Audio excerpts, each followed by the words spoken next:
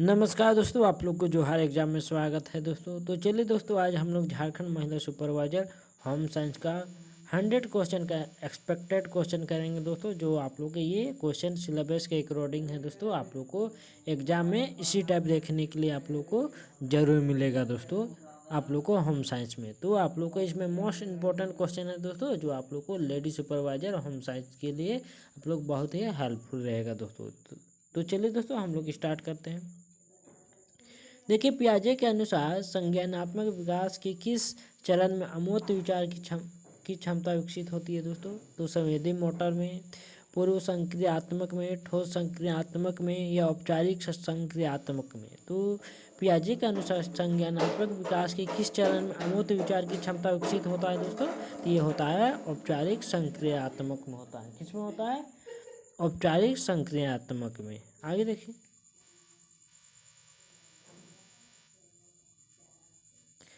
देखिए वाइगोस यहाँ वाइगोस्की होगा दोस्तों। क्या हो जाएगा यहाँ? वाइगोस्की होगा। क्या होगा? वाइगोस्की। तो वाइगोस्की के अनुसार संज्ञानात्मक विकास में प्रमुख भूमिका किसका है दोस्तों। तो वाइगोस्की ने संज्ञानात्मक विकास में किसका भूमिका है दोस्तों। तो इसमें अनुवांशिकता का, सामाजिक बातचीत, पोषण या स्वायत्तता का। तो किसका भूमिका है दोस्तों। तो वाइगोस्की ने सामाजिक के बारे में बातचीत किए थे दोस्तों। आगे देखिए, पियाजे के किस चरण में बच्चे ठोस और तर्कपूर्ण ढंग से सोचने की क्षमता प्राप्त करते हैं दोस्तों। तो संवेदी मोटर में या पूर्व संक्रियात्मक में या ठोस संक्रियात्मक या औपचारिक संक्रियात्मक में। तो किस में करते हैं दोस्तों? पियाजे के किस चरण में बच्चे ठोस और तर्कपूर्ण ढंग से सोचते हैं। तो ये करते हैं आप लोग को ठोस संक्रियात्मक। देखिए, संज्ञानात्मक विकास के अनुसार बच्चे में समस्या समाधान करने के लिए जटिलता किस उम्र में अधिकतम होती है। तो किस उम्र में होती है दोस्तों? 6 से 8 वर्ष, 9 से 11 वर्ष, 12 से 15 वर्ष या 16 से 18 वर्ष। तो किस उम्र में होता है दोस्तों समस्या समाधान की जटिलता?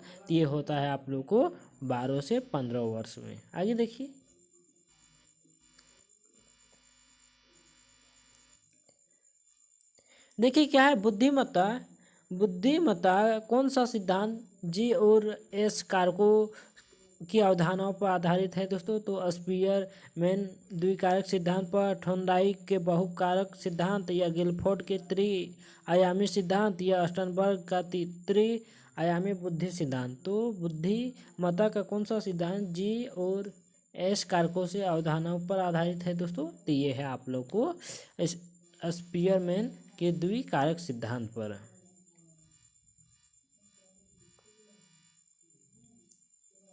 देखिए, कौन सा सिद्धांत बुद्धिमत्ता के विविध पहलुओं को 9 प्रकारों में वर्गीकृत करता है दोस्तों। तो गार्डनर का बहुबुद्धि सिद्धांत, स्पीयरमैन का द्विकारक सिद्धांत, अस्टनबर्ग का त्रि-आयामी सिद्धांत, गिलफोर्ड का त्रि-आयामी सिद्धांत। तो कौन सा सिद्धांत बुद्धिमत्ता के विविध पहलुओं को 9 प्रकारों में वर्गीकृत करता है दोस्तों। तो ये कहता है आप लोग गार्डनर का बहुबुद्धि सिद्धांत। आगे देखिए, रचनात्मक के विकास के लिए आवश्यक प्रमुख तत्व कौन सा है दोस्तों। अनुकरण है, अनुसंधान है, सृजनात्मक या अनुशासन है। तो रचनात्मक के विकास के लिए आवश्यक प्रमुख तत्व कौन सा है। तो ये है आप लोग को सृजनात्मक है। आगे देखिए, अस्टनबर्ग के त्रि-आयामी बुद्धिमत्ता सिद्धांत में कौन से 3 घटक शामिल हैं। तो कौन से 3 घटक हैं दोस्तों। तो ये है घटक आप लोग का विश्लेषणात्मक, रचनात्मक और व्यवहारिक है। कौन सा है? ये तीनों है दोस्तों। ऑप्शन नंबर ए इसका करेक्ट हो जाएगा। आगे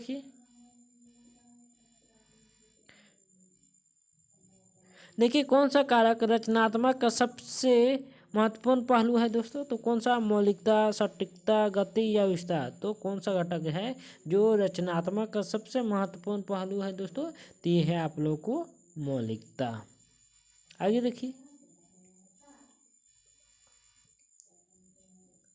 देखिए, किशोरावस्था में भाषा के विकास का प्रमुख कारक क्या है दोस्तों। संपर्क, अनुवांशिकता, पोषण, स्वायत्तता। तो किशोरावस्था में भाषा के विकास का प्रमुख कारक क्या है दोस्तों? तो ये है आप लोग को सामाजिक संपर्क। देखिए मानव विकास की परिभाषा क्या है? तो मानव के विकास की परिभाषा क्या है दोस्तों? तो इसमें मनुष्य के भौतिक और मानसिक विकास की प्रक्रिया, ये क्या है? मानव विकास की परिभाषा है।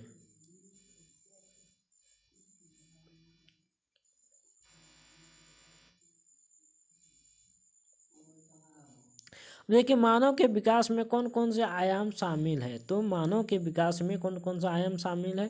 शारीरिक और संज्ञानात्मक, सामाजिक और भावनात्मक, नैतिक और आध्यात्मिक और या उपरोक्त में सभी। तो मानव के विकास में कौन कौन से आयाम शामिल है दोस्तों? तो इनके आयाम में ये तीनों शामिल है दोस्तों, शारीरिक और संज्ञानात्मक, सामाजिक और भावनात्मक, नैतिक और आध्यात्मिक। तो इसका राइट आंसर उपरोक्त में सभी हो जाएगा। आगे देखिए, देखिए मानव विकास के अध्ययन का प्रारंभिक इतिहास कब से माना जाता है दोस्तों? तो मानव का विकास का अध्ययन का प्रारंभिक इतिहास कब से माना जाता है? 18वीं सदी, 19वीं सदी, 20वीं सदी या 21वीं सदी को। तो इतिहास में कब माना जाता है दोस्तों? तो मानव के विकास का अध्ययन का प्रारंभिक, तो ये माना जाता है आप लोग को 19वीं सदी। आगे देखिए, देखिए सिगमंड फ्रायड ने मानव विकास के कितने चरण की पहचान की है दोस्तों? तो 3 चरण, 4 चरण, 5 या 6। तो सिगमंड फ्रायड ने मानव के विकास के कितने चरण की पहचान किए हैं दोस्तों? तो ये किए हैं आप लोग को 5 चरण।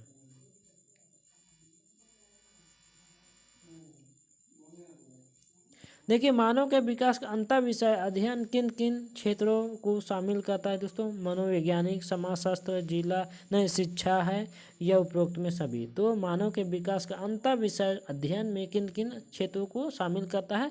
तो ये कहता है आप लोग को समाज शास्त्र को। किसको कहता है? समाज शास्त्र को।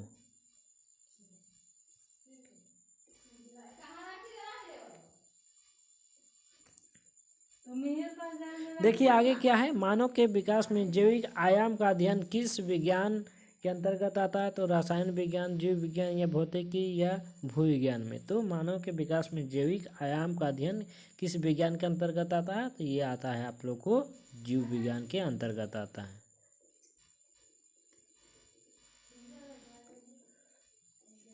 देखिए मानव विकास का प्रमुख उद्देश्य क्या है? तो मानव का विकास का प्रमुख उद्देश्य क्या है दोस्तों? मानव की शारीरिक शक्ति बढ़ाना, मानव की समग्र भलाई और क्षमता को बढ़ाना, मानव की आर्थिक स्थिति को सुधारना या मानव की सामाजिक स्थिति सुधारना। तो मानव के विकास का प्रमुख उद्देश्य क्या है? तो इसका प्रमुख उद्देश्य क्या है दोस्तों? तो मानव की समग्र भलाई और क्षमता को बढ़ाना।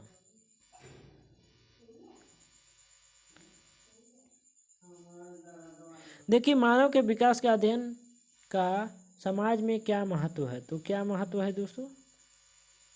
देखिए स्वास्थ्य सेवाओं का सुधार, शिक्षा नीति का निर्माण करना या सामाजिक नीति का सुधार या उपरोक्त में सभी। तो इसका राइट आंसर क्या हो जाएगा? ये हो जाएगा आप लोग को उपरोक्त में सभी हो जाएगा।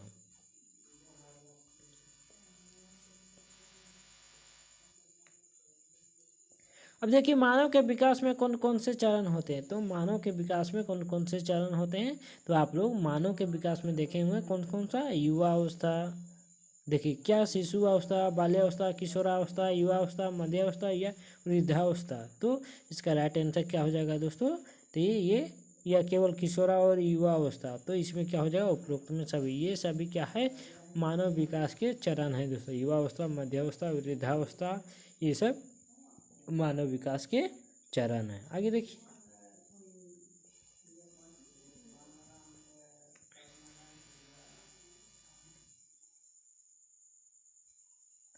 देखिए मानव विकास का अध्ययन किसे लाभ पहुंचाता है? तो मानव विकास का अध्ययन किसे लाभ पहुंचाता है? बच्चों को, माता पिता को, शिक्षकों को या उपरोक्त में सभी को। तो मानव के विकास का अध्ययन किसको लाभ पहुंचाता है? तो ये आप लोगों को बच्चों को भी और माता पिता को भी और शिक्षकों को। तो इसका राइट आंसर क्या हो जाएगा? उपरोक्त में सभी हो जाएगा।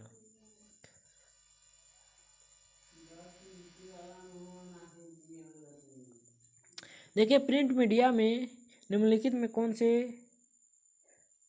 सा प्रकार शामिल नहीं है? तो कौन सा प्रकार शामिल नहीं है दोस्तों? प्रिंट मीडिया में समाचार पत्र, पत्रिकाएं, टेलीविज़न या पुस्तिकाएं। तो प्रिंट मीडिया में कौन सा शामिल नहीं है दोस्तों? तो ये है आप लोग को टेलीविज़न नहीं है। जबकि समाचार पत्र प्रिंटिंग माध्यम से निकलता पत्रिका भी और पुस्तिकाएं, तो ये आ जाता है आप लोग को प्रिंट मीडिया के अंतर्गत। समाचार पत्र और पत्रिकाएं और पुस्तिकाएं ये प्रिंट मीडिया के अंतर्गत आ जाते हैं, जबकि टेलीविज़न नहीं आते हैं। देखिए, प्रिंट मीडिया किस प्रकार की विशेषता यह सुनिश्चित करती है कि पाठक किसी भी समय सामग्री का पुनः उपयोग कर सकते हैं। पोर्टेबिलिटी से, स्थायित्व से, सुलभता से, पठनीयता से। तो इसका राइट आंसर क्या हो जाएगा दोस्तों? तो सुलभता से।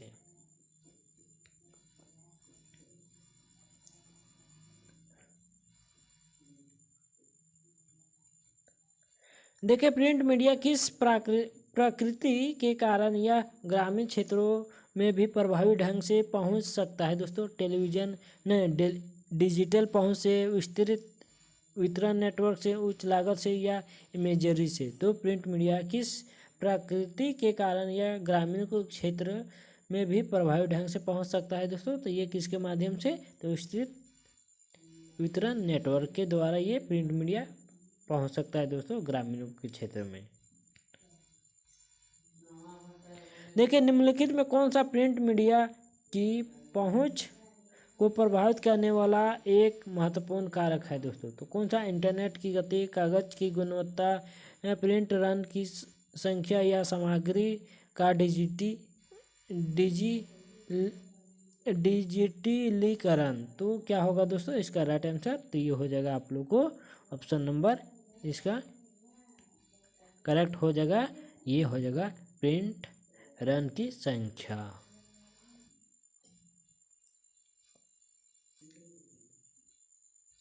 देखिए, प्रिंट मीडिया का कौन सा विशेषता यह सुनिश्चित करता है कि जानकारी अस्थायी रिकॉर्ड के रूप में उपलब्ध कराती है? तो अस्थायित्व, पुनः उपयोगिता, अस्थायित्व या निर्भरता। तो प्रिंट मीडिया का कौन सा विशेषता यह सुनिश्चित कराता है कि जानकारी अस्थायी रिकॉर्ड से उपलब्ध करती है? तो ये कौन सा? तो ये करती है अस्थायित्व। देखिए, प्रिंट मीडिया की कौन सी विशेषता इसे शैक्षिक उद्देश्यों के लिए उपयुक्त मानी जाती है? तो दृश्य श्रव्य सामग्री, लंबी पठनीयता, उच्च उत्पादन लागत या पुनः प्रयोज्यता। तो इसका राइट आंसर क्या हो जाएगा दोस्तों? तो ये हो जाएगा ऑप्शन नंबर ए, लंबी पठनीयता।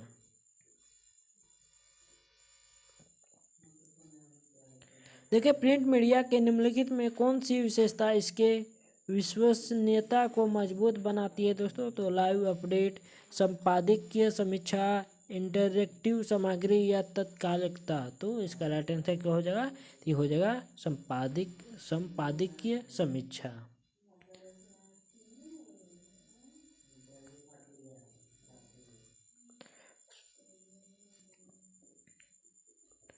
देखिए, प्रिंट मीडिया के किस प्रकार का उपयोग विशेष रुचि और शौक से संबंधित सामग्री के लिए किया जाता है दोस्तों? तो समाचार पत्र, पत्रिकाएं, पुस्तिकाएं या विज्ञापन। तो प्रिंट मीडिया किस प्रकार का उपयोग विशेष रुचि और शौक संबंधित सामग्रियों के लिए किया जाता है दोस्तों? तो ये किया जाता है आप लोग को पत्रिकाएं।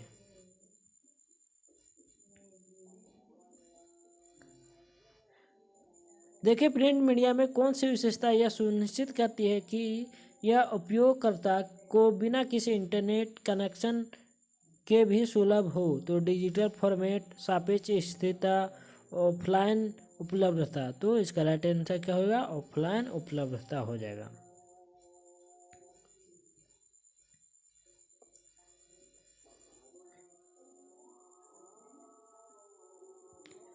देखिए, प्रिंट मीडिया की पहुंच में सुधार के लिए कौन सा तरीका सबसे अधिक प्रभावी है? तो प्रिंट मीडिया की पहुंच में सुधार के लिए कौन सा तरीका सबसे अधिक प्रभावी है? ऑनलाइन विज्ञापन, वितरण चैनलों का विस्तार, सामग्री के डिजिटलीकरण या उच्च मूल्य निर्धारण। तो प्रिंट मीडिया की पहुंच में सुधार के लिए कौन सा तरीका सबसे अधिक प्रभावी है? तो ये कौन सा है दोस्तों? तो वितरण चैनलों का विस्तार।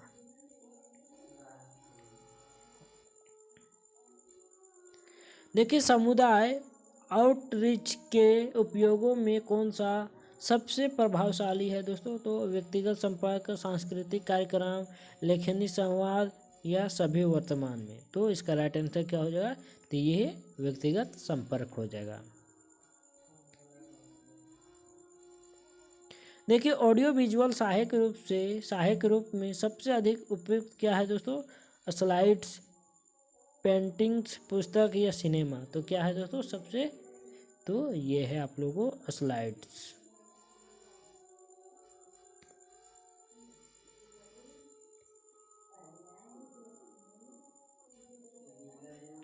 देखिए ऑडियो विजुअल सहायक की विशेषता क्या है दोस्तों? संक्षिप्तता, अभिव्यक्ति, संवेदनशीलता या सभी वर्तमान में। तो इसका राइट आंसर क्या हुआ? संवेदनशीलता हो जाएगा।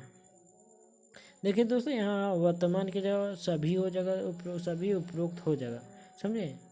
तो यहाँ थोड़ा टाइपिंग में थी मिस्टेक हो गया है।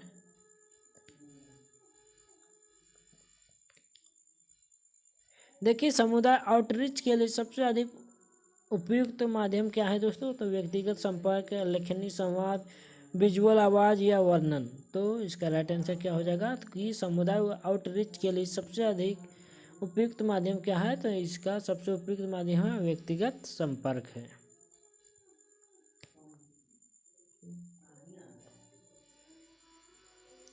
ऑडियो विजुअल सहायक का उपयोग किस क्षेत्र में सबसे अधिक किया जाता है दोस्तों? तो ऑडियो विजुअल सहायक का उपयोग किस क्षेत्र में सबसे अधिक किया जाता है? तो ये किया जाता है आप लोग को साहित्यिक कार्यक्रम में। देखिए ऑप्शन नंबर बी और सी डी में क्या है? शैक्षणिक कार्यक्रम में या विज्ञापन कार्यक्रम में, विज्ञान कार्यक्रम या आर्थिक कार्यक्रम में। तो सबसे ज़्यादा कहाँ किया जाता है दोस्तों? शैक्षणिक कार्यक्रम में।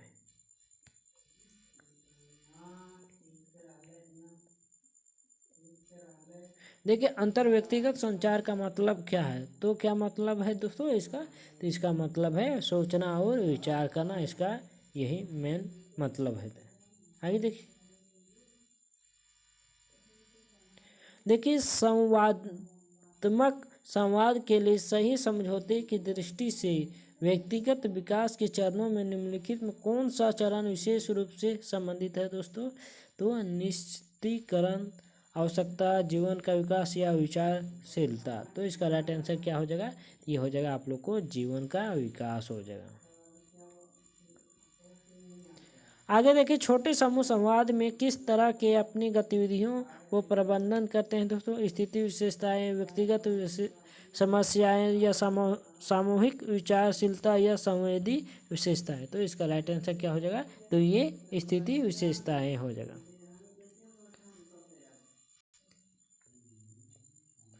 आगे देखिए व्यक्तिगत संवाद के किस तरह के कार्य किया जाता है? तो किस तरह के कार्य किया जाता है दोस्तों व्यक्तिगत संवाद में? तो सामाजिकरण, स्थिति, व्यक्तिगत या संवादी विशेषताएं। तो इसका राइट आंसर क्या हो जाएगा? ये हो जाएगा आप लोग को व्यक्तित्व हो जाएगा। क्या हो जाएगा? व्यक्तित्व हो जाएगा। देखिए स्वाभाविक भाषा का उपयोग किस स्तर की संवाद रचना के लिए किया जाता है दोस्तों? तो अंदर मन स्तर, आत्मचिंतन स्तर, समाधान स्तर या विचार स्तर। तो इसका राइट आंसर क्या हो जाएगा? तो ये होगा आत्मचिंतन स्तर हो जाएगा।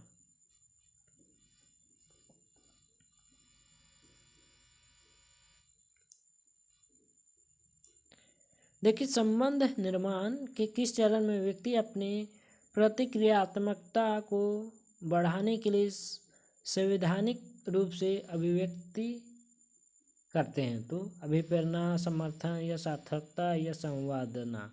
तो इसका राइट आंसर क्या हो जाएगा? अभिप्रेरणा।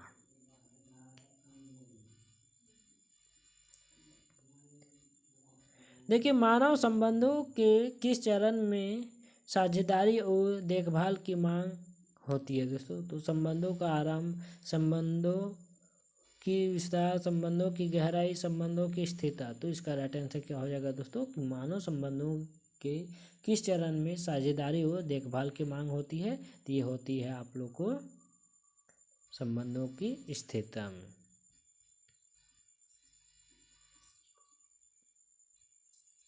देखिए छोटे समूह संवाद के उद्देश्यों में किसे समूह के प्रवाह कहा जाता है दोस्तों? संकल्प, स्थिरता, समाधान या समन्वय? तो इसका राइट आंसर क्या हो जाएगा?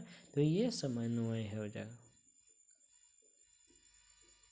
कौन सी स्थिति में अंतरात्मीय संवाद का मुख्य अवधारणा समझाया जा सकता है दोस्तों? व्यक्तिगत विकास में, सामाजिक संपर्क में, पारंपरिक विचार में या व्यवसायिक संबंध में? तो इसका राइट आंसर क्या हो जाएगा?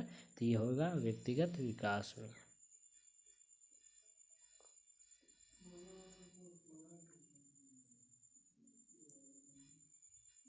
देखिए, संवाद के युग में संपर्क एक व्यक्ति के बीच संवाद का प्रमुख कार्य क्या होता है दोस्तों? तो प्रमुख कार्य क्या होता है? संवाद के युग में संपर्क एक व्यक्ति के बीच में संवाद का प्रमुख कार्य क्या होता है? तो इसमें सामाजिक परिवर्तन, ज्ञान संचार, समझौता या उद्दीपना? तो इसका राइट आंसर क्या हो जाएगा? तो ये हो जाएगा समझौता। देखिए, मानव संबंधों में स्थिति के विकास में शुरू का चरण क्या है दोस्तों? साझा रुचियां, व्यक्तिगत स्तर पर उत्थान या असहमति? तो इसका राइट आंसर क्या हो जाएगा? तो ये हो जाएगा आप लोग को व्यक्तिगत स्तर पर। देखिए, समूह संवाद के विभिन्न प्रकार में से एक है दोस्तों, तो संविदा संवाद, व्यक्तिगत संवाद, भाषा संवाद या सार्थक संवाद? तो इसका राइट आंसर क्या होगा? कि समूह संवाद में विभिन्न प्रकार में से एक कौन सा है? तो ये है आप लोग को सार्थक संवाद है।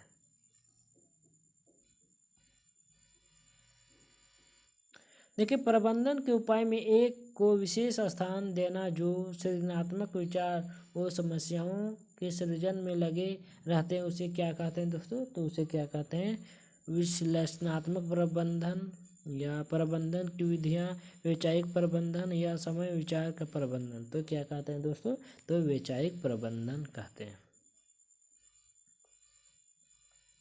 देखिए, किस प्रकार का प्रबंधन कार्य किया जाता है जो विभिन्न संस्थाओं और संगठनों के लिए समान होता है दोस्तों? तो संविधित प्रबंधन, समर्थन प्रबंधन या लघु उपयुक्त प्रबंधन या एकीकृत प्रबंधन? तो इसका राइट आंसर क्या हो जाएगा? तो ये एकीकृत प्रबंधन हो जाएगा। देखिए, प्रबंधन का कौन सा सिद्धांत व्यक्तिगत स्तर पर समस्याओं के समाधान के लिए प्रेरित करते हैं दोस्तों? तो व्यवस्थित प्रबंधन, सृजनात्मक प्रबंधन, संवेदिक प्रबंधन या प्रणाली प्रबंधन? तो इसका राइट आंसर क्या हो जाएगा? तो ये हो जाएगा सृजनात्मक प्रबंधन। आगे देखिए,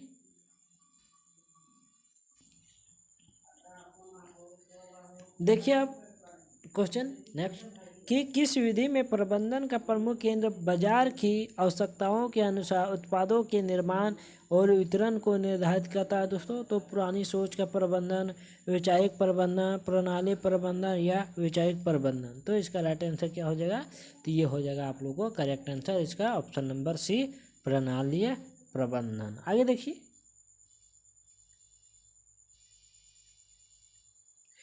प्रबंधन के किस सिद्धांत में विभिन्न स्तरों पर संगठन की आवश्यकताओं को अच्छी तरह से समझा जाता है दोस्तों? तो संविधिक प्रबंधन, प्रणाली प्रबंधन या संगठनात्मक प्रबंधन? तो इसका राइट आंसर क्या हो जाएगा? ये हो जाएगा आप लोग को संगठनात्मक प्रबंधन।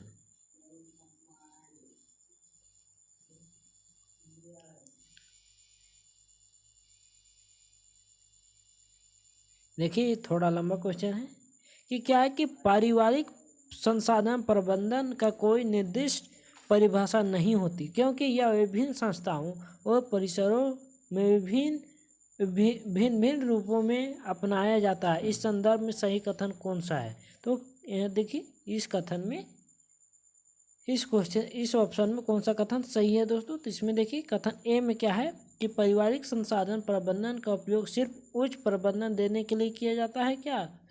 तो गलत दोस्तों। देखिए, इसका लक्ष्य समस्याओं को हल करना और भविष्य की योजना बनाना। इसका correct answer option number B हो जाएगा, जबकि ऑप्शन नंबर सी और डी इसका रॉन्ग हो जाएगा। ये इसका करेक्ट आंसर कौन सा कथन सही है दोस्तों? तो इसका ऑप्शन नंबर बी करेक्ट है। आगे देखिए,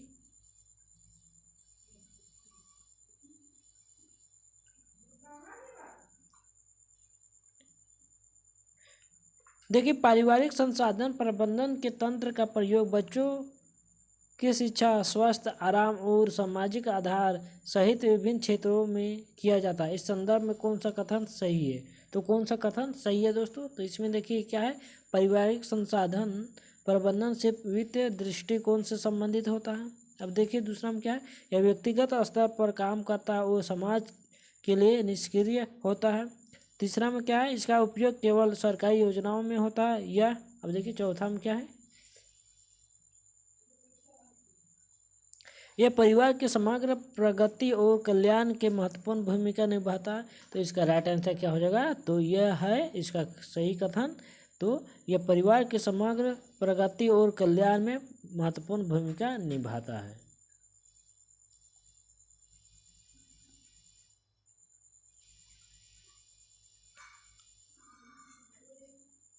देखिए इसमें 55 नंबर प्रश्न में क्या है कि पारिवारिक संसाधन प्रबंधन की उपायुक्त और अद्वितीय इसलिए होती है क्योंकि यह केवल एक व्यक्ति का हित है।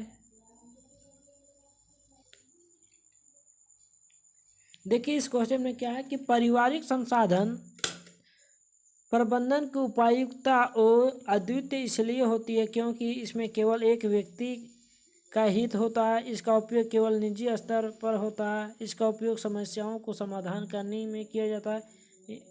देखिए ऑप्शन सी में ये है। अब इसमें कोई भी निषेध नहीं है, इसमें कोई भी निषेध नहीं। तो इसका राइट आंसर क्या है दोस्तों? तो ऑप्शन नंबर ये सी है। देखिए ऑप्शन नंबर पूरा क्या है, ऑप्शन नंबर सी में। तो इसमें है कि इसका उपयोग समस्याओं को समाधान करने में किया जाता है और अनुशासन और योजना का विकास करता है दोस्तों। तो इसका right answer option number C होगा। आगे देखिए क्या है कि पोषण और स्वास्थ्य शिक्षा के लिए आदान प्रदान के लिए सिद्धांतों के माध्यान्ह और निर्धारण के उद्देश्य क्या है दोस्तों? तो इसके उद्देश्य क्या है दोस्तों? तो ये इसका है सूचना का प्रदान करना, स्वास्थ्य संचार को प्रोत्साहित करना, अध्ययन सामग्री का उपयोग करना या सार्वजनिक अवगति बढ़ाना। तो इसका राइट आंसर क्या हो जाएगा? तो ये हो जाएगा आप लोगों को ऑप्शन नंबर बी, स्वास्थ्य संचार को प्रोत्साहित करना।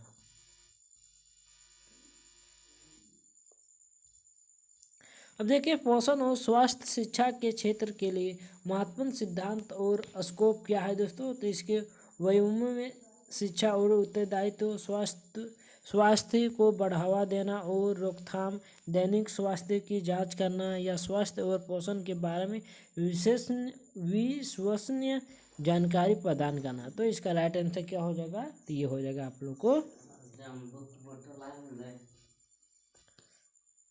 तो देखिए इसका राइट आंसर क्या हो जाएगा दोस्तों? तो ये हो जाएगा ऑप्शन नंबर बी, स्वास्थ्य को बढ़ावा देना और रोकथाम। आगे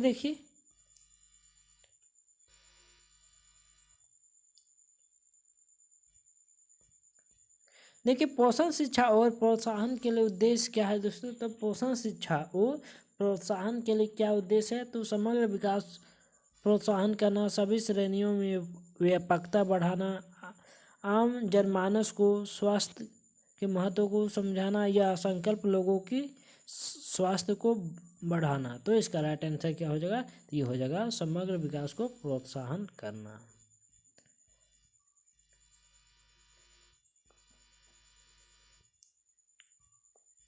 देखिए पोषण और स्वास्थ्य शिक्षा और प्रोत्साहन के उद्देश्य, सिद्धांत और विस्तार के लिए क्या सही है दोस्तों?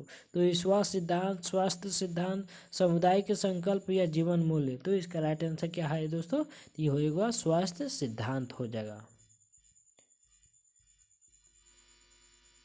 देखिए पोषण की स्थिति का आकलन किसके लिए आवश्यक है दोस्तों? तो पोषण की स्थिति का आकलन किसके लिए आवश्यक है दोस्तों? तो स्वास्थ्य सुधार, कृषि विकास, शिक्षा सुधार या आर्थिक सुधार। तो इसका राइट आंसर क्या हो जाएगा? ये हो जाएगा स्वास्थ्य सुधार हो जाएगा।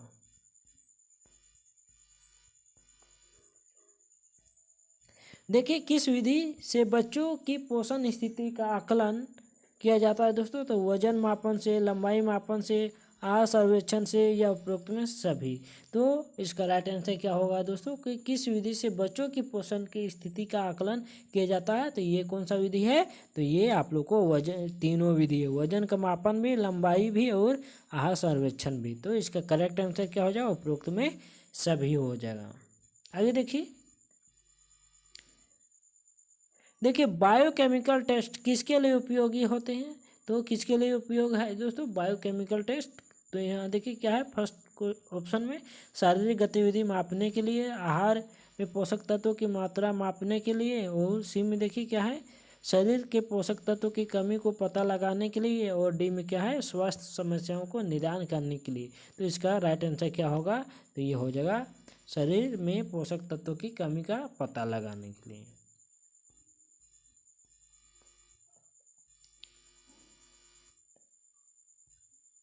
देखिए एंथ्रोपोमेट्री में कौन सा मापन शामिल है। तो कौन सा मापन शामिल है दोस्तों, रक्तचाप, ऊंचाई और वजन, रक्त शर्करा का स्तर, शारीरिक तापमान। तो इसका राइट आंसर क्या है दोस्तों, तो ये इसका राइट आंसर हो जाएगा आप लोग को करेक्ट, ऊंचाई और वजन हो जाएगा।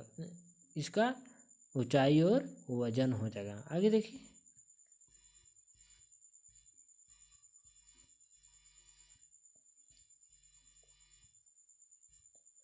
देखिए आहार सर्वेक्षण का उद्देश्य क्या होता है दोस्तों। तो आहार सर्वेक्षण का उद्देश्य क्या होता है, शरीर की संरचना का आकलन करना, भोजन की आदतों का आकलन करना, ऊर्जा व्यय का मापन करना, पोषक तत्वों की जैव उपलब्धता का आकलन करना। तो इसका राइट आंसर क्या होगा दोस्तों, तो भोजन की आदतों का अध्ययन करना।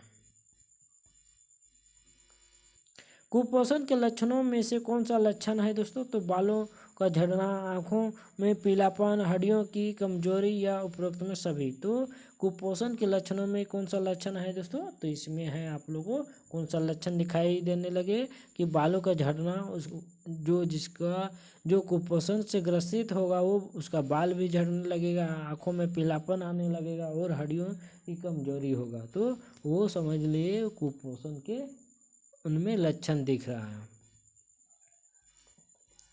आगे देखिए किशोरावस्था में पोषण की आवश्यकता क्यों बढ़ जाती है। तो क्यों बढ़ जाती है दोस्तों, तो किशोरावस्था में पोषण की आवश्यकता क्यों बढ़ जाती है, शारीरिक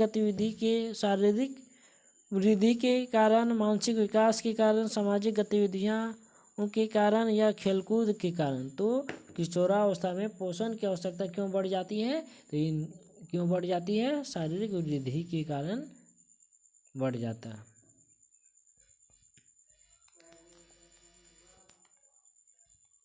देखिए रक्ताप्लवता का कारण क्या है। तो क्या कारण है दोस्तों, आयरन की कमी, विटामिन डी की कमी, प्रोटीन की कमी या विटामिन ए की कमी। तो किसकी कमी से होता है दोस्तों, तो ये होता है आप लोग को आयरन की कमी से।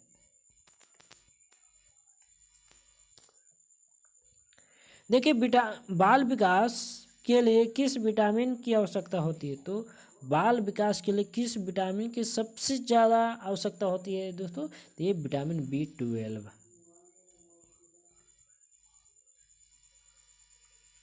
देखिए रक्त में ग्लूकोज के स्तर की जांच किस उपकरण से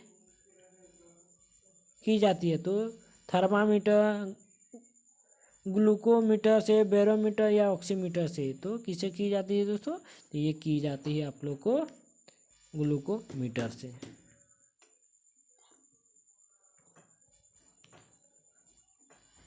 देखिए BMI का पूरा नाम क्या है दोस्तों, तो BMI का पूरा नाम क्या है, तो इसका पूरा नाम है दोस्तों बेसल मेटाबॉलिक इंडेक्स। इसका पूरा नाम है दोस्तों क्या है, बेसल मेटाबॉलिक इंडेक्स।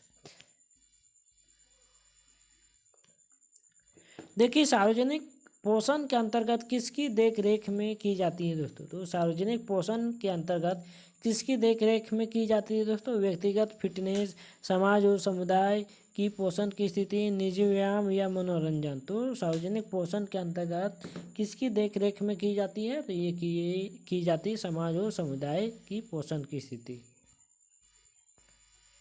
देखिए सार्वजनिक पोषण का लक्ष्य क्या है दोस्तों, तो सार्वजनिक पोषण का लक्ष्य क्या है, व्यक्तिगत वजन कम करना, समाज में कुपोषण की दर को कम करना, निजी जिम खोलना या मनोरंजन के कार्यक्रम आयोजित करना। तो सार्वजनिक पोषण का लक्षण क्या है? तो इसका लक्ष्य है दोस्तों, लक्षण नहीं, लक्ष्य क्या है? तो इसका है आप लोग को समाज में कुपोषण की दर को कम करना।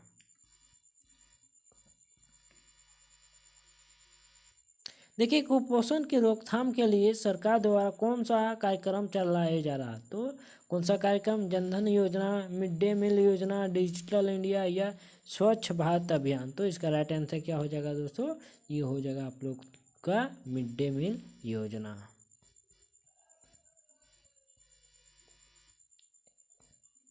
देखिए, सार्वजनिक पोषण की बहुविषयक प्रकृति में किन किन विषयों का समावेशन होता है? तो किन किन विषयों का समावेशन? केवल विज्ञापन, केवल सामाजिक विज्ञापन, विज्ञान, सामाजिक विज्ञान और स्वास्थ्य शिक्षा या केवल कला। तो इसका राइट आंसर क्या हो जाएगा?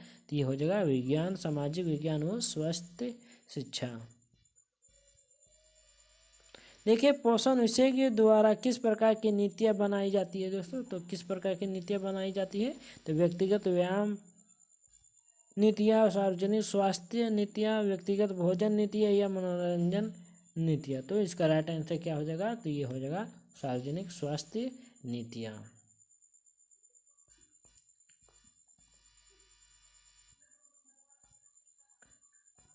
देखिए, भारत में पोषण समस्याओं का प्रसारण का मुख्य कारण क्या है? तो भारत में पोषण समस्याओं का प्रसारण का मुख्य कारण क्या है? भोजन की अधिकता, भोजन की कमी और असुरक्षा, अधिक व्यायाम या कम नींद। तो इसका राइट आंसर क्या हो जाएगा दोस्तों? कि भारत में पोषण समस्याओं का प्रसारण का मुख्य कारण क्या है?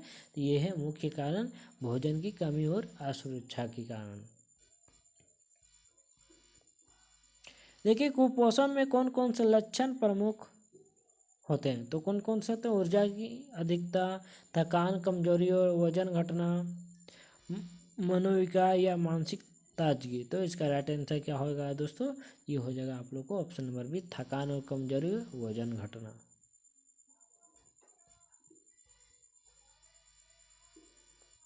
देखिए, कुपोषण के बचाव के लिए कौन सी सरकारी योजना प्रभावी है दोस्तों? तो ये प्रधानमंत्री Awas Yojana, mid day meal योजना, डिजिटल इंडिया या स्मार्ट सिटी योजना। तो कुपोषण के बचाव के लिए कौन सी सरकारी योजना प्रभावी है दोस्तों? ये है मिड डे मील योजना। देखिए, सार्वजनिक पोषण में किस प्रकार की रणनीतियाँ अपनाई जाती है दोस्तों? तो किस प्रकार की रणनीतियाँ अपनाई जाती है? निजी प्रशिक्षण, सामुदायिक खाद्य और पोषण शिक्षा कार्यक्रम, मनोरंजन कार्यक्रम या व्यक्तिगत खेल। तो इसका राइट आंसर क्या हो जाएगा? तो ये हो जाएगा सामुदायिक खाद्य और पोषण शिक्षा कार्यक्रम। देखिए, भारत में कुपोषण के लिए सबसे अधिक संवेदनशील आयु वर्ग कौन सा है दोस्तों? शिशु, छोटे बच्चे, किशोर, वयस्क या बुजुर्ग। तो इसका राइट आंसर क्या होगा दोस्तों? तो ये शिशु और छोटे बच्चे। देखिए, पायरोडॉक्सिन की कमी से कौन सी न्यूरोलॉजिकल समस्या हो सकती है दोस्तों? तो ये हो सकती है माइग्रेन, एंसेफेलाइटिस या देखिए सी में क्या, न्यूरोलिजिया या एपिलेप्सी। तो इसका राइट आंसर क्या होगा? ऑप्शन नंबर सी इसका करेक्ट हो जाएगा। देखिए, फोलेट का मुख्य स्रोत क्या है दोस्तों? तो फलियां, मछली, चावल या आलू। तो फोलेट का मुख्य स्रोत क्या है दोस्तों? तो इसका मुख्य स्रोत है फलियां। देखिए, विटामिन B12 के अवशोषण के लिए किस आंतरिक कारक की आवश्यकता होती है दोस्तों? तो हाइड्रोक्लोरिक एसिड, कैल्शियम या इंट्रिंसिक फैक्टर या पोटेशियम। तो विटामिन 12 की अवशोषण के लिए किस आंतरिक कारक की आवश्यकता होती है दोस्तों? तो ये होती है आप लोग को इंट्रिंसिक फैक्टर की। देखिए, विटामिन सी की कमी से कौन सी रोग होता है दोस्तों? तो विटामिन सी की कमी कौन सा रोग होता है? तो ये आप लोग को मालूम होगा कौन सा। तो ये स्कर्वी। देखिए, थायमिन की कमी से कौन सी तंत्रिका संबंधी समस्या उत्पन्न हो सकती है दोस्तों? तो न्यूरोपैथी, ब्रेडिकिनेसिया या एक्केट्रिसिया या अल्जाइमर। तो इसका राइट आंसर क्या होगा दोस्तों, थायमिन की कमी से कौन से तंत्रिका संबंधित समस्या उत्पन्न हो सकती है, तो ये हो सकती है आप लोग को न्यूरोपैथी। देखिए राइबोफ्लोविन का मुख्य कार्य क्या है, तो इसका मुख्य कार्य क्या, ऊर्जा उत्पादन, प्रतिरक्षा प्रणाली का समर्थन, कैल्शियम अवशोषण या हड्डियों का निर्माण। तो इसका करेक्ट आंसर क्या हो जाएगा, ये ऊर्जा उत्पादन।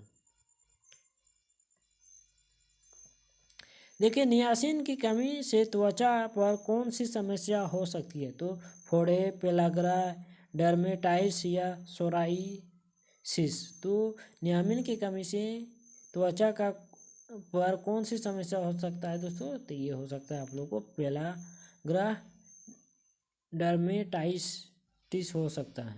आगे देखिए पायरोडोक्सिन की कमी से बच्चों में कौन सी समस्या हो सकती है दोस्तों, दौरे का या रिकेट्स का या एनीमिया या माइग्रेन का। तो पायरोडोक्सिन की कमी से बच्चों में कौन सी समस्या हो सकती है, तो ये हो सकती है आप लोग को दौरेपन का। देखिए फोलेट का गर्भवती महिलाओं में महत्व क्या है दोस्तों, तो क्या है, ऊर्जा प्रदान करना, कैल्शियम अवशोषण, न्यूरल ट्यूब फिटनेस को रोकना या वजन घटाना। तो फोलेट का गर्भवती महिलाओं में क्या महत्व है दोस्तों, तो ये क्या महत्व है, न्यूरल ट्यूब फिटनेस को रोकना। इसका right answer option number C हो जाएगा। देखिए विटामिन B12 की कमी से किस प्रकार का एनीमिया हो सकता है दोस्तों, तो किस प्रकार का एनीमिया हो सकता है, मैक्रोसाइटिक या माइक्रोसाइटिक या नर्मोसाइटिक या हेमोलिपिटिक। तो इसका राइट आंसर क्या हो जाएगा, ये हो जाएगा माइक्रोसाइटिक।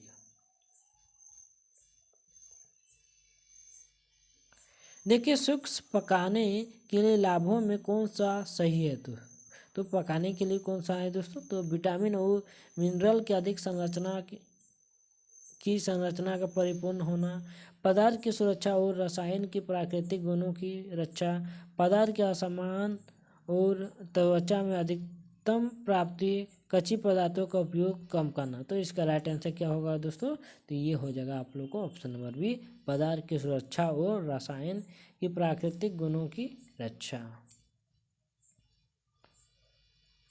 देखिए ज़्यादातर तेल में तलने के क्या नुकसान हो सकते हैं, तो क्या नुकसान हो सकता है, पोटेशियम की कमी, विटामिन का उत्पादन या उच्च रक्तचाप या अधिकतम लिपिड उत्पादन। तो ज़्यादातर तेल में तलने के क्या नुकसान हो सकते हैं, तो इसमें नुकसान हो सकते हैं दोस्तों आप लोग को क्या हो सकते हैं, तो इसमें उच्च रक्तचाप।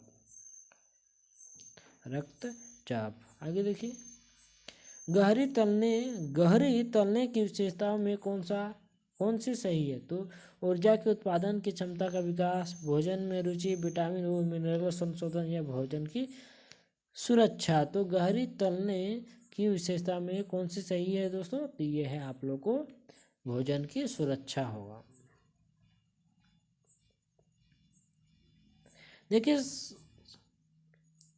देखिए संस्कृति करण के माध्यम से पोषणीय गुणों को बढ़ाने के लिए सबसे उपयुक्त है दोस्तों, तो स्प्राउटिंग, शोधन, लवणीकरण या उद्धारण। तो इसका राइट आंसर क्या हो जाएगा, ये हो जाएगा ऑप्शन नंबर ए, स्प्राउटिंग हो जाएगा। देखिए बैलेंस्ड आहार की परिभाषा में से सही है, कौन सा कथन सही है दोस्तों, इसमें ऑप्शन कौन सा, ऊर्जा उत्पादन के लिए प्रतिष्ठानिक पोषण है, विभिन्न खाद्य समूह से प्राप्त पोषणीय तत्वों की संतुलन है, या प्राथमिकताएं और बदलते प्रक्रियाएं, या भोजन की उत्तमता है। तो इसका राइट आंसर क्या हो जाएगा कि, तो ऑप्शन नंबर कौन सा करेक्ट हो जाएगा, ये ऑप्शन नंबर बी करेक्ट हो जाएगा। देखिए फल और सब्जियों के समूह के लिए शोधन के दौरान पोषणीय महत्व किस तरह बदलता है दोस्तों, तो किस तरह बदलता है, विटामिन की उत्तमता से, रसायन के प्राकृतिक गुणों की रक्षा, उपयोग की सामर्थ्य या रसायन की विशेषता। तो इसका राइट आंसर क्या हो जाएगा, तो ये विटामिन की उत्तमता।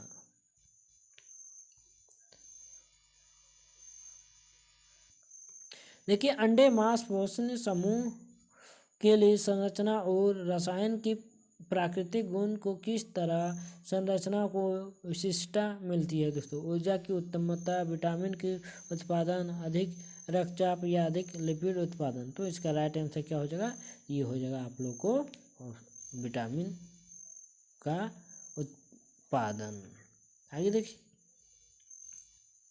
देखिए तैयारी और आहार योजना का अहमियत में से कौन सा सही है? तो ऊर्जा की उत्पादन की स्थिति, प्रत्येक खाद्य समूह की पूरी परिभाषा, भोजन की सुरक्षा या भोजन की तासीर। तो इसका राइट आंसर क्या हो जाएगा? तो ये हो जाएगा आप लोग को नंबर बी, प्रत्येक खाद्य समूह की पूरी भाषा। देखिए लास्ट क्वेश्चन की ओर हम लोग बढ़ रहे हैं। खाद्य समूह के लिए संरचना और रसायन के प्राकृतिक गुणों का परिभाषा कौन सा सही है दोस्तों? तो पोषण तत्वों की उत्पादन, रक्तचाप का समर्थन, देखिए सी में क्या है? उच्च लिपिड की सुरक्षा, रसायन की समर्थन। तो इसका राइट आंसर क्या होगा दोस्तों? तो ये हो जाएगा आप लोग को रसायन की समर्थन। देखिए राष्ट्रीय कार्यक्रम के अंतर्गत आयोडीन की कमी को कैसे दूर किया जा सकता है? तो कैसे किया जा सकता है? आयोडीन युक्त नमक, विटामिन की गोलियां या प्रोटीन युक्त आहार या केवल चिकित्सीय सलाह। तो राष्ट्रीय कार्यक्रम के अंतर्गत आयोडीन की कमी को कैसे दूर किया जा सकता है? तो ये किया जा सकता है आयोडीन युक्त नमक यूज करके आप लोग ये आयोडीन की कमी को दूर करते हैं। तो चलिए दोस्तों आज के लिए हम लोग यहीं तक समाप्त करते हैं, फिर मिलते हैं नेक्स्ट क्लास में आप लोग को। ठीक, तो आप लोग जरूर बताइएगा दोस्तों कमेंट बॉक्स में कि आप लोग 100 क्वेश्चन में आप लोग कितना सही कर पा रहे हैं। आप लोग एक बार कमेंट बॉक्स में ज़रूर से ज़रूर बताइएगा। तो चलिए दोस्तों फिर मिलते हैं नेक्स्ट क्लास में।